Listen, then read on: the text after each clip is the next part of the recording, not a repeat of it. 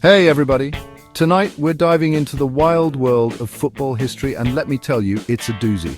Long before fancy stadiums and billion-dollar transfers, folks were kicking around some kind of ball for fun and games. We're talking way back, like ancient times. Think China, 2nd century BC, with a game called Kuju. It was like soccer's rowdy ancestor, part of military training, and involved booting a leather ball through a net. Brutal. But China wasn't alone. The Romans had harpastum, a chaotic free-for-all with a smaller ball. Imagine a rugby scrum, but with sandals and less dental insurance. The point is, humans have always loved kicking stuff, and these ancient games were the messy, disorganized granddaddies of the sport we know and love today. Stick around because things are about to get really interesting. Fast forward a bunch of centuries and we find ourselves in good old England. By the 1800s, football was popular there, but it was chaotic. Different schools and towns had their own versions, with rules scribbled on the back of a napkin or something. But then in 1863, a bunch of important-looking chaps got together and said, enough of this madness. They formed the Football Association and created the first standardized rules. This was a big deal, people. It was like the signing of the Magna Carta, but for kicking a ball around. These rules became the foundation for the modern game. They outlawed carrying the ball and introduced the concept of a proper, organized match.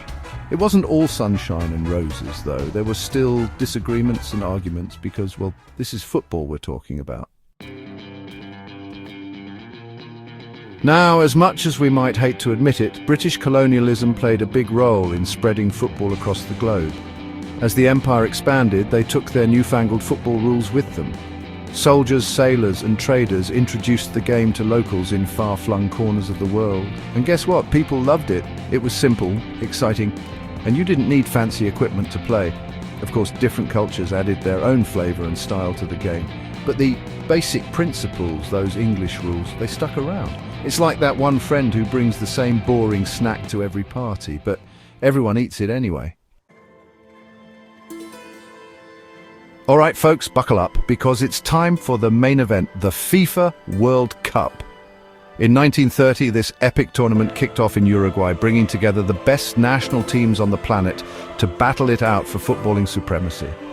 The World Cup became a global phenomenon, showcasing incredible skill, nail-biting drama, and legendary players like Pelé, Maradona, and dare I say it, even Messi. Every 4 years, the world goes football crazy, and it's glorious. And that, my friends, brings us to today, where football isn't just a sport, it's a global obsession. It's a beautiful game that brings people together, sparks passionate debates, and occasionally causes riots. But hey, that's all part of the fun, right? We'll be right back.